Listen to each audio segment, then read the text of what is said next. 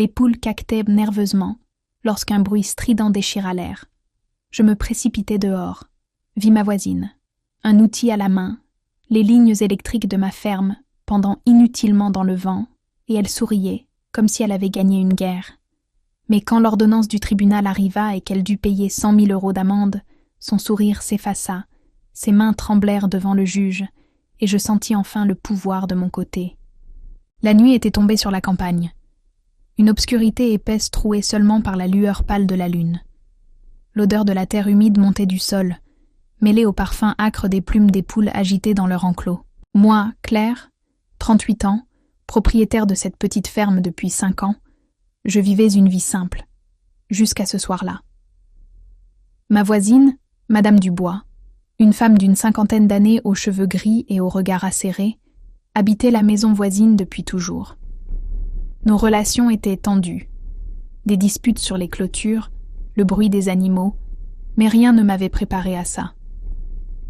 Je me tenais là, le souffle court, mes bottes s'enfonçant dans la boue, tandis que les câbles sectionnés crépitaient encore faiblement, envoyant des étincelles dans l'herbe. « Qu'est-ce que vous avez fait ?» criai-je, ma voix rauque dans le vent. Elle se retourna lentement, son sourire narquois brillant sous la lune. « Ton bruit m'empêche de dormir, » dit-elle, sa voix tranchante comme une lame. Je serrai les poings, sentant la colère monter. « Vous êtes folle, » murmurai-je, mes yeux fixés sur l'outil dans sa main. Une pince coupante, encore luisante de métal frais. Les lumières de la ferme s'étaient éteintes, plongeant tout dans l'ombre. J'attrapais mon téléphone, mes doigts tremblants sur l'écran. Il fallait appeler la police.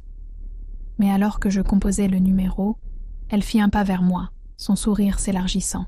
« Fais ce que tu veux, » lança-t-elle, « mais tu regretteras de m'avoir comme ennemi. » Je relevai les yeux, mon cœur battant. C'était le début d'une bataille que je n'avais pas voulu. Je restai figé dans la boue, le téléphone collé à mon oreille, tandis que la voix de l'opérateur crépitait. « Police, quelle est votre urgence ?»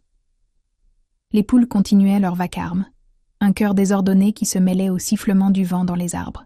Les câbles sectionnés gisaient comme des serpents morts dans l'herbe, et Madame Dubois me fixait toujours, son outil à la main, son sourire figé sous la lumière argentée de la lune. « Ma voisine a coupé mes lignes électriques, » dis-je, ma voix tremblante de rage et d'incrédulité. « Envoyez quelqu'un, vite !» L'opérateur me demanda des détails, mais mes yeux ne quittaient pas Dubois. Elle rangea la pince dans sa poche avec une lenteur délibérée, comme si elle savourait chaque seconde de mon désarroi. « Tu crois que ça va tout résoudre ?» lança-t-elle, son ton moqueur perçant la nuit. Je raccrochai, mes mains moites, et fis un pas vers elle. « Pourquoi ?» demandai-je, ma gorge serrée. Elle haussa les épaules, ses cheveux gris dansant dans le vent. « Ton tracteur, tes poules, ton chaos, j'en ai assez, » répondit-elle, ses mots froids et calculés. Les phares d'une voiture apparurent au loin, la police. Mon cœur battit plus vite, un mélange de soulagement et de fureur. 2 agents sortirent, leurs lampes torches balayant la scène. « Que se passe-t-il ici ?» demanda l'un d'eux, un homme trapu au regard sévère. Je pointai les câbles. « Elle a fait ça, » dis-je, ma voix plus ferme. Dubois croisa les bras, son sourire s'effaçant légèrement. « Je n'ai rien fait de mal, » mentit-elle, mais ses mains trahissaient un léger tremblement. L'agent s'approcha des lignes coupées, examina les extrémités tranchées nettes. « C'est un acte de vandalisme, » murmura-t-il à son collègue, puis se tourna vers elle. « Vous venez avec nous. » Elle ricana, mais suivit sans résister, jetant un dernier regard vers moi, un regard qui promettait une revanche. Je restai seul dans l'obscurité, le vent hurlant autour de moi, tandis que les lumières des gyrophares s'éloignaient. Ce n'était pas fini, je le savais. Mais alors que je rentrais dans la ferme silencieuse, une idée germa dans mon esprit. Elle paierait, et pas seulement avec une nuit au poste. L'aube pointait à l'horizon, une lueur rose pâle qui perçait les nuages lourds, lorsque je me tins devant ma ferme plongée dans le noir. Les poules s'étaient recalmées, mais un silence oppressant pesait sur les lieux. brisé seulement par le craquement des branches dans le vent. Les câbles sectionnés gisaient encore dans l'herbe, un rappel muet de la nuit passée. J'avais à peine dormi, mes pensées tournoyant entre colère et détermination. Madame Dubois était au poste, mais ça ne suffisait pas. Elle avait voulu me détruire, et je ne pouvais pas laisser ça impuni. Je pris une gorgée de café froid, l'amertume réveillant mes sens, et attrapai mon téléphone. « Bonjour, maître Leclerc », dis-je quand mon avocat décrocha, ma voix ferme malgré la fatigue. « J'ai besoin de vous. » Je lui racontai tout, le sabotage, son sourire narquois, les poules affolées, et il m'écouta en silence avant de répondre. « On peut la poursuivre pour dommages matériels et mise en danger. Ça pourrait coûter cher. » Cher. Ce mot résonna en moi comme une promesse. « Faites-le, » dis-je, mes doigts serrant le mug. Quelques heures plus tard, un technicien arriva pour évaluer les dégâts, des milliers d'euros pour réparer les lignes, sans compter les pertes de production. « Elle a bien choisi son moment, » marmonna-t-il, secouant la tête devant les câbles tranchés. Je hochai la tête, mon esprit déjà ailleurs, au tribunal. L'après-midi, je reçus un appel de la police. « Elle nie tout, » dit l'agent, mais on a retrouvé la pince dans sa poche, avec des traces de métal. Un sourire amer étira mes lèvres. « Parfait, » murmurai-je. Le lendemain, je déposai plainte officiellement, mes mains tremblant d'adrénaline en signant les papiers. Dubois avait peut-être cru que je me contenterais d'une réparation rapide, mais elle ne me connaissait pas. Alors que le soleil se couchait, peignant le ciel d'un rouge sanglant, je m'assis sur le porche, regardant sa maison vide de l'autre côté de la clôture. Les lumières chez elle brillaient encore, ironiques, pensai-je. Elle avait voulu m'éteindre, mais c'était elle qui allait perdre. Mon avocat m'appela peu après. « On vise gros, » dit-il. 100 000 euros pour les dégâts et le préjudice moral. Mon cœur bondit. La bataille ne faisait que commencer. Les jours suivants furent un tourbillon de paperasse et d'attente. Le silence de la ferme ponctué par le bruit des outils des techniciens réparant les lignes. Les poules avaient repris leur routine, mais moi, je vivais dans une tension constante, mes yeux scrutant sans cesse la maison de Madame Dubois. Elle était revenue du poste, son regard noir me croisant parfois par-dessus la clôture, mais elle restait silencieuse, trop silencieuse.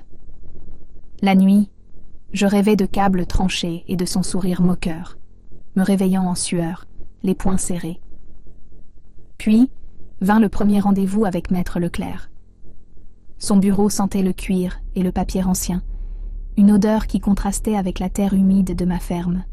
« On a un dossier solide, » dit-il, étalant des photos des lignes coupées et le rapport de police sur la table. La pince, les témoins. Elle ne pourra pas nier longtemps. Je hochai la tête, mes doigts tapotant nerveusement sur ma jambe. « Je veux qu'elle paie, » dis-je, ma voix basse mais déterminée. Il sourit légèrement. « Oh, elle paiera. » Quelques jours plus tard, une convocation au tribunal arriva chez elle. Je la vis depuis mon porche, le facteur glissant l'enveloppe dans sa boîte, et son visage se crispa en la lisant. Mon cœur battit plus vite, la justice avançait. La première audience fut rapide mais intense. Dubois se tenait là, droite, ses cheveux gris tirés en arrière, un air de défi sur le visage.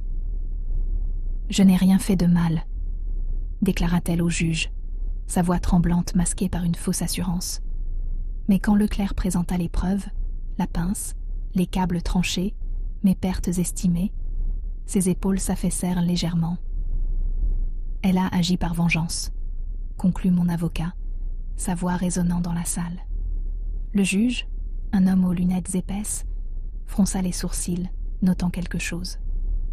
Je croisai son regard alors qu'elle quittait la salle, un mélange de haine et de peur. Ce soir-là, assise sous les étoiles, une tasse de thé chaud entre mes mains, je sentis une satisfaction froide m'envahir. Elle avait cru me briser, mais le vent tournait, et il soufflait fort dans ma direction. Le procès avançait comme une tempête lente, mais implacable. Chaque audience creusait un peu plus le masque de Madame Dubois, révélant des fissures dans son arrogance. La salle d'audience, avec ses murs de bois usés et son odeur de cire, devint mon champ de bataille. Les poules caquetaient encore dans ma tête, un écho de cette nuit fatidique, mais maintenant, c'était moi qui tenais les rênes. Lors de la deuxième audience, Leclerc sortit l'artillerie lourde.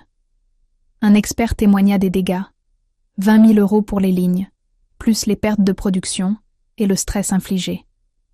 Elle a mis en danger une exploitation entière, déclara-t-il, son ton tranchant comme une lame. Dubois se défendit, ses mains agrippant le pupitre. C'était un accident, mentit-elle, mais ses yeux fuyants trahissaient son mensonge. Le juge ajusta ses lunettes, son regard perçant fixé sur elle. « Un accident avec une pince coupante dans votre poche ?» demanda-t-il, un sourcil levé. Un murmure parcourut la salle. Elle était coincée. Je restais assise, immobile, mais intérieurement, mon cœur bondissait. Après cette séance, je rentrais à la ferme sous un ciel gris, le vent portant l'odeur de la pluie imminente. Les lumières étaient en revenu, mais la victoire restait hors de portée. Pas encore. Dubois passa devant ma clôture ce soir-là, ses pas lourds dans la boue, et nos regards se croisèrent. « Tu ne gagneras pas », lança-t-elle, sa voix tremblante de rage contenue. Je souris froidement. « On verra », répondis-je, mes mots portés par le vent. Quelques jours plus tard, Leclerc m'appela. « On a une chance pour les 100 000 €, dit-il. Le juge penche de notre côté. » Cette nuit-là, je m'assis sur le porche, une lampe à pétrole éclairant mon visage, et regardais sa maison plongée dans l'ombre. Elle avait voulu m'éteindre, mais chaque lumière qui brillait chez moi était une preuve de sa défaite imminente. La bataille n'était pas finie, mais je sentais le sol trembler sous ses pieds, et ça me suffisait pour l'instant. Les semaines s'écoulèrent, lourdes comme des nuages avant l'orage, et le procès atteignit son apogée. La salle d'audience était pleine ce jour-là. Un bourdonnement de murmures emplissant l'air saturé d'odeurs de bois verni et de papier. Les poules, la nuit noire, les câbles tranchés, tout revenait en boucle dans mon esprit alors que je m'asseyais, mes mains croisées sur mes genoux. Madame Dubois entra, ses cheveux gris en désordre, ses yeux cernés. L'arrogance s'effaçait, remplacée par une fatigue visible. Leclerc se leva, sa voix résonnant avec une autorité calme. « Cette femme a délibérément saboté la ferme de ma cliente, » dit-il, montrant une photo des lignes coupées, les extrémités nettes brillant sous la lumière. « Elle mérite une sanction exemplaire. 100 000 €. Dubois se redressa, ses doigts tremblant sur la table. « C'est ridicule !» s'écria-t-elle, mais sa voix vacilla, et le juge la fixa d'un regard glacial. « Les preuves parlent d'elles-mêmes, » répondit-il, tapotant son stylo contre son dossier. Un voisin témoigna ensuite. Il avait vu une silhouette près des câbles cette nuit-là, une femme aux cheveux gris. « C'était elle », confirma-t-il, et un silence pesant s'abattit. Je retins mon souffle, mes ongles s'enfonçant dans mes paumes. Puis vint le coup final. Leclerc présenta une facture détaillée, mes pertes s'élevant bien au-delà des réparations, 1 an de travail menacé par son acte. Dubois baissa les yeux, ses épaules s'affaissant. Le juge se racla la gorge, son verdict imminent. Ce soir-là, je rentrais sous une pluie battante, l'eau ruisselant sur mon visage alors que je fixais sa maison depuis mon porche. Les lumières chez elle clignotaient, une ironie délicieuse. Elle avait cru me plonger dans l'obscurité, mais maintenant, c'était elle qui sombrait. Mon téléphone vibra. Leclerc. « On attend le jugement demain, » dit-il, sa voix teintée d'optimisme. Je hochai la tête, bien qu'il ne puisse me voir, et posai une main sur la rambarde humide. La victoire était proche. Je pouvais presque la goûter dans l'air humide de la nuit. Le jour du verdict arriva. Le ciel clair et tranchant comme une lame au-dessus du tribunal. La salle était silencieuse, l'air chargé d'une tension palpable, tandis que je m'asseyais, mes mains moites sur mes genoux. Les poules caquetaient encore dans ma mémoire, un rappel de cette nuit où tout avait basculé. Madame Dubois entra, pâle, ses yeux évitant les miens, ses mains crispées sur son sac. Le clerc me lança un regard confiant, avant que le juge ne prenne la parole. Après examen des preuves, commença-t-il, sa voix résonnant dans la pièce, il est clair que l'accusé a saboté les lignes électriques de la plaignante. Mon cœur bondit. Chaque mot était une pierre tombant sur elle. Pour les dommages matériels, moraux et les pertes subies, je condamne Madame Dubois à payer 100 000 € d'amende. Un murmure traversa la salle, et je vis ses mains trembler, son visage se décomposer. Elle me lança un regard, un mélange de haine et de désespoir, mais je restai immobile, un sourire discret aux lèvres. Le marteau frappa, scellant son sort. Dehors, le soleil brillait, l'air frais caressant ma peau alors que je rentrais à la ferme. Les lumières fonctionnaient à nouveau, les poules caquetaient paisiblement, et une douce satisfaction m'enveloppait. Ce soir-là, je m'assis sur le porche, une tasse de thé fumant entre mes mains, regardant sa maison plongée dans l'ombre. Pas une lumière ne brillait chez elle. Elle avait voulu me briser, mais c'était elle qui s'était éteinte. Mon téléphone vibra. Le clerc. « Félicitations, Claire, » dit-il. « Justice est faite. » Je hochai la tête, les yeux fixés sur l'horizon. « Oui, » murmurai-je, « et elle ne l'oubliera jamais. » La bataille était finie, le pouvoir était mien, et dans le silence de la nuit, je savais que ma ferme brillerait plus fort que jamais.